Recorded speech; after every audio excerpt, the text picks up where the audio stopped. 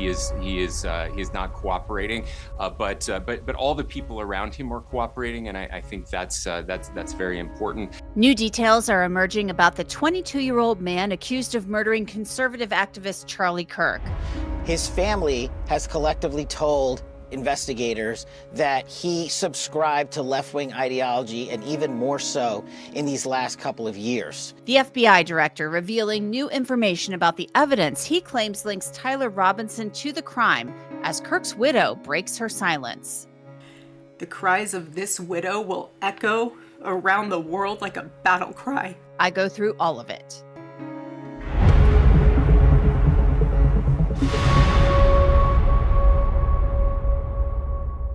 Welcome to Crime Fix. I'm Anjanette Levy.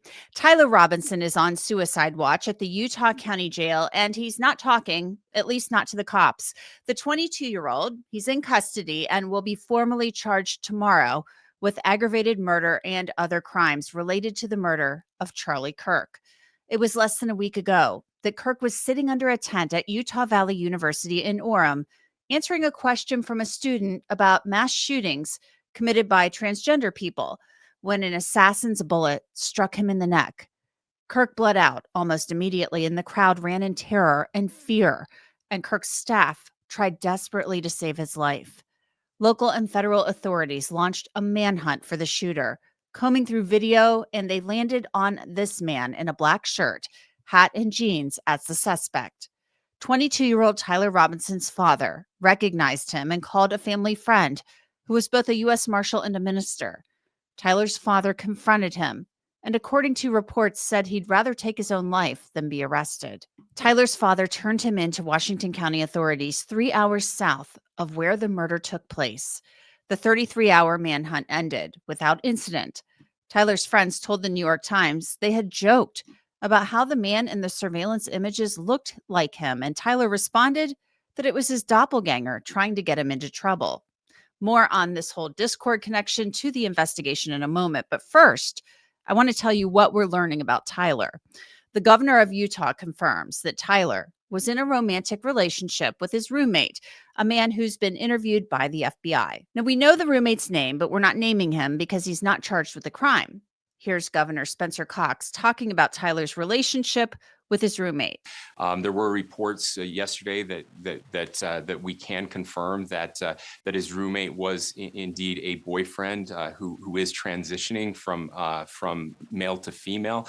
That's information that the FBI had mentioned yesterday. We can confirm that as well, and that he is cooperating with authorities as well. So this is really another piece of the puzzle that could lead to determining the motive in this case. Tyler Robinson was in a relationship with a man who was transitioning from male to female, and he had told family members he didn't like Charlie Kirk because he spread hate. FBI Director Kash Patel was on Fox and Friends this morning and talked about evidence that has been collected that he says links Robinson to the crime. And what we did once I got there, along with the deputy on the ground, around 5 p.m. local on September 11th, was walk the entire crime scene, including the foots the suspect himself took. And what we learned was there was evidence, DNA evidence, that could be collected and had been collected, including a screwdriver that was found on the rooftop. And I can report today that the DNA hits from the towel that was wrapped around the firearm and the DNA on the screwdriver are positively processed for the suspect in custody. I cover a lot of really scary crime stories here on Crime Fix, and if it's taught me anything, it's that privacy and personal safety absolutely cannot be compromised, especially when it comes to your personal data online. You would be shocked at how much of your information, like your name, phone number, and even home address, is just floating around the internet for data brokers to find and sell. Do you ever wonder why you get so many of those annoying spam calls and emails? Well, that's why our sponsor, Incogni, is a crucial tool that helps you take back control by automatically identifying which data brokers have your info and then demanding they remove it. Incogni actually found 50 brokers with my information, and within days, they started getting me removed. It's so easy to use. Just create an account, authorize Incogni to act on your behalf, and let them handle the rest. And now Incogni users can wipe their info from an even wider range of websites with the unlimited plan's new custom removals feature. All you need to do is copy and paste the link to sites where you've noticed concerning data breaches cropping up and creating issues in your life, and a team of privacy specialists will take care of the rest of it. The new Incogni Unlimited feature even allows users to customize their data removals and tackle the toughest of breaches with the help of a team of privacy specialists. So if you care about your online safety, and you should, take your personal data back with Incogni. Use the code CRIMEFIX below on the screen and get 60% off an annual plan. Now back to Discord. This platform is popular among young people and gamers for messaging. A Discord spokesperson tells me that Tyler Robinson had a Discord account, but that he did not plan or discuss murdering Charlie Kirk on the platform. The New York Times, as I mentioned, had reported about Tyler's friends joking with him on the platform about the shooter looking like him, and that Tyler had said it was his doppelganger trying to get him into trouble. But I can tell you that Discord has confirmed that Tyler's roommate discussed the shooting after the fact on the platform with another user who wasn't Tyler. The roommate said that Tyler had left a note discussing retrieving the weapon and the bullets and the planning of Kirk's murder. Here's Kash Patel on this note. And we have evidence to show what was in that note, which is, and I'm going to summarize, basically saying, the suspect wrote a note saying, I have the opportunity to take out Charlie Kirk, and I'm going to take it. That note was written before the shooting. Evidence of its existence, we now have learned, existed before the shooting, was in the location in the suspect and partner's home. But we have since learned that the note, even though it has been destroyed, we have found forensic evidence of the note, and we have confirmed what that note says because of our aggressive interview posture at the FBI. Right now, the FBI and the governor say the roommate is cooperating. Reddit posts from last year show the roommate discussed taking hormones as part of the transition process and feeling some anxiety about doing so. Discord issued the following statement when I contacted them. They said, during our investigation, Discord identified an account belonging to the suspect. We have not found or received any evidence that the suspect planned this incident on Discord or promoted violence on Discord. The messages referenced in reporting about weapon retrieval and planning details were not Discord messages and likely took place on a phone number-based messaging platform.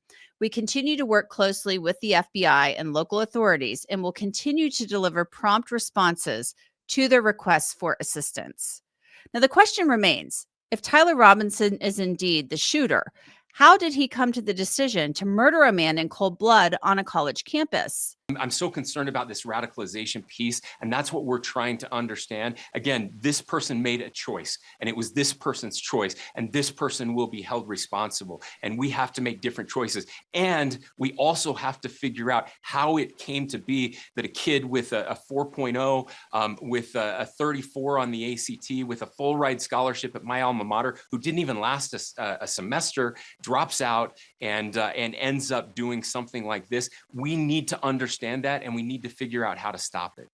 As the investigation unfolds and prosecutors prepare to formally charge Tyler Robinson with aggravated murder and other crimes, Charlie Kirk's wife, Erica, spoke over the weekend for the first time about her husband's murder. She is now a widow, left to raise two young children who will only know their father through videos and stories that they are told.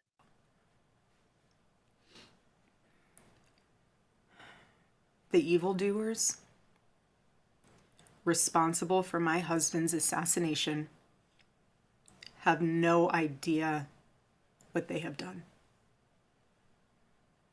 They killed Charlie because he preached a message of patriotism, faith, and of God's merciful love. But they should all know this. If you thought that my husband's mission was powerful before, you have no idea. You have no idea what you just have unleashed across this entire country and this world. You have no idea. You have no idea the fire that you have ignited within this wife. The cries of this widow will echo around the world like a battle cry.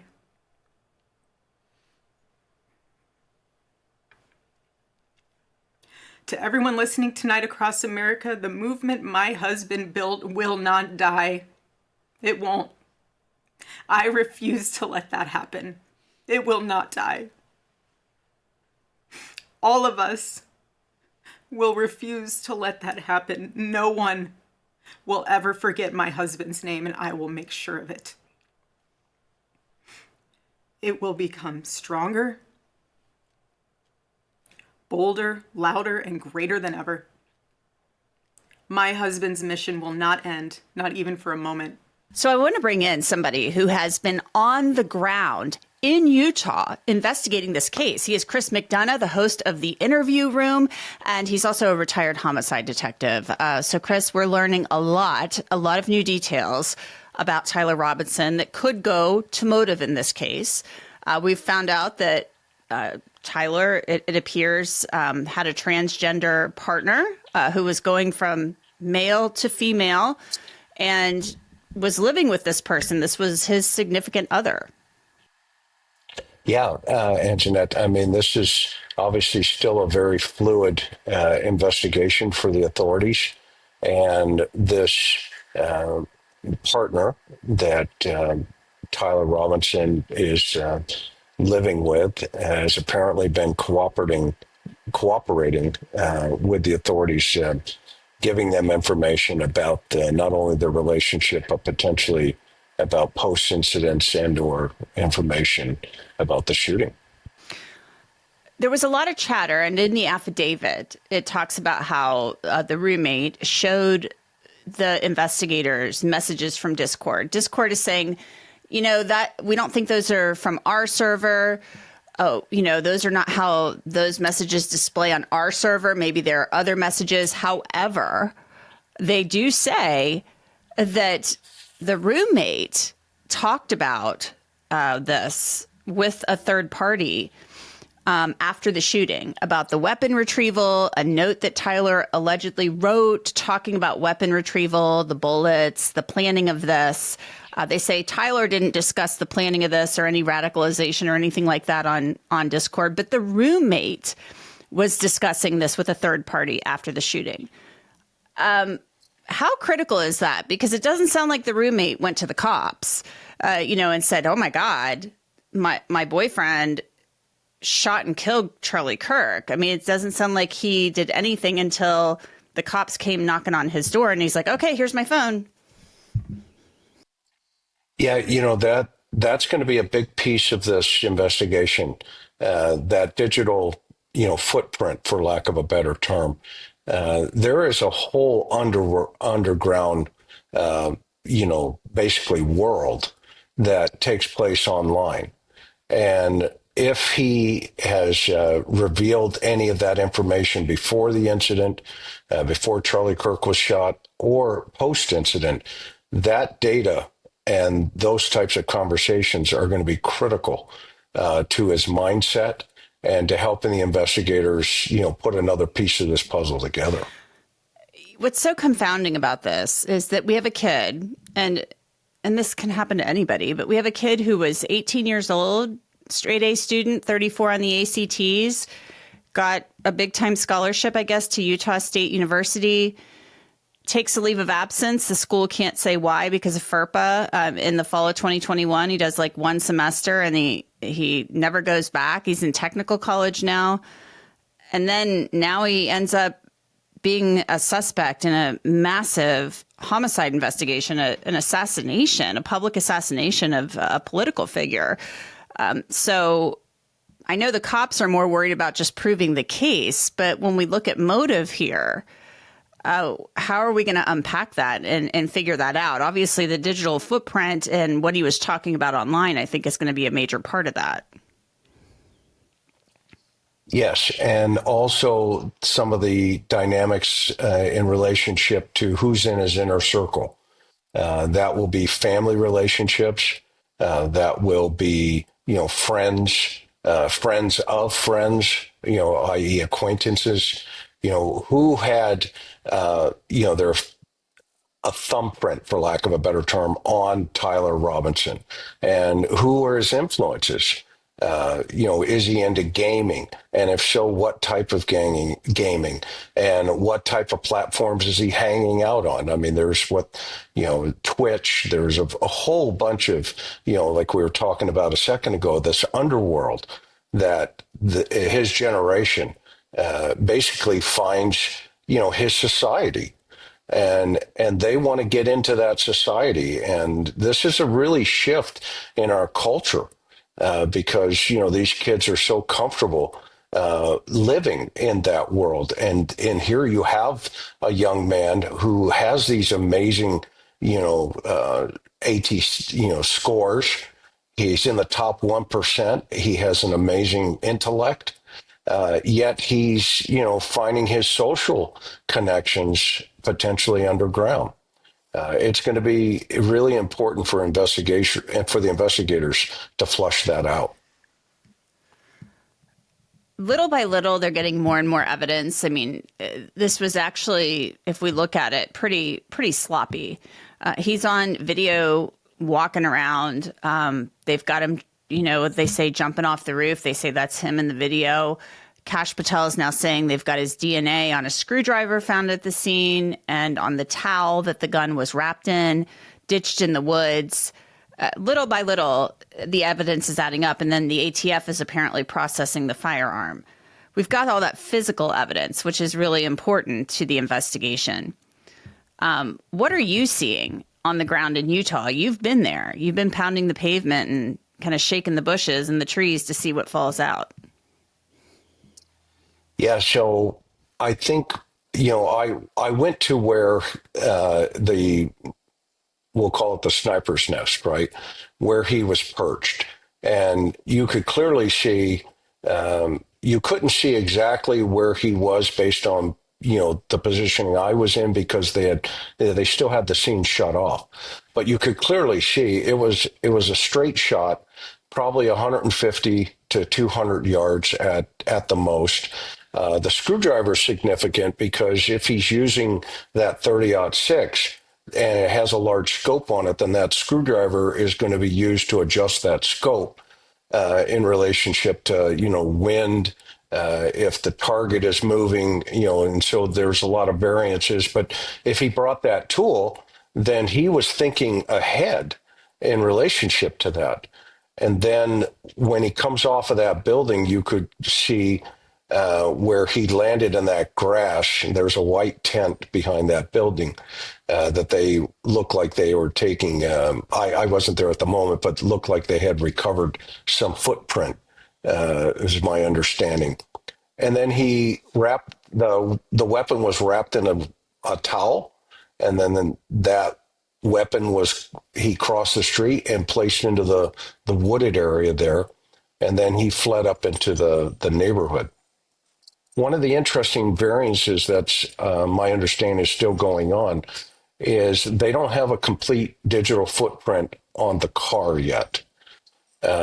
So they've recovered the car at his house in St. George, and the FBI is working through the data on that vehicle because, as an investigator, one of the questions you're going to ask is, was that car stationary during the shooting or was it moving? And if it was moving, of course, that is a dynamic into the investigation that, could potentially change whether or not there are other people involved and or aware of what was taking place. Mm-hmm. You've been doing this a long time. So do you think that there possibly were people who were aware of what he was going to do? Or do you think he kept this to himself despite talking in advance about how much he didn't like Charlie Kirk? Do you think that maybe he is a lone wolf who kept this to himself? Or do you think there were probably other people who were aware of it? Because there are some social media posts out there dated before Charlie Kirk spoke saying something big was going to happen tomorrow. Whether or not those are related to this, we don't know. Well, from an investigative position, right, you always have to keep your mind open. You never know until, hopefully the best evidence is the suspect tells you themselves, yes, this, and this, and that. Okay. But until that time, you always have to keep the possibility of are there accomplices and or people that were aware of this and they just kept their mouth shut, i.e. they didn't believe he was going to do it, and next thing you know he does it, and now those witnesses start to come forward, and perhaps I think what's happening in the investigation right now, because it is fluid, are those types of individuals coming forward saying, hey, this is what I heard, this is what I thought, but I couldn't believe he was going to do it. Oh my gosh, he did it. And so, a lot of those people do come forward, but it is the ones, like his partner potentially, who he has a relationship with. They're staying together, they live together. You can't just hide this stuff. Okay, it becomes very apparent that as the investigation starts to unfold and unpack not only the digital evidence but the behavioral evidence as a whole, then that's when you really start paying attention to those next to him and in the inner circle. It will be interesting to see how it unfolds. What do you think we're going to learn from this? Do you think that we're going to learn that he was spending so much time online and maybe in chat? I don't know if chat groups is really the right word anymore. But, on forums or whatever that are, feeding his anger and stuff like that. Do you think that that's what we're going to find out? That's a possibility. I think we're seeing, just in general, right? There's a shift going on in our culture. And, Charlie Kirk, he stood for, freedom of speech, for lack of a better term. I mean, college universities are the places where, diverse opinions and, objectivity, that's where you go to debate. And, here he's in the public square, and he's debating people that may agree or disagree with him. And, a shot, takes him out and destroys that messaging. That we have to really sit back and think about, what's going on here? And do we have a generation of, people, all of us, we're all in this together.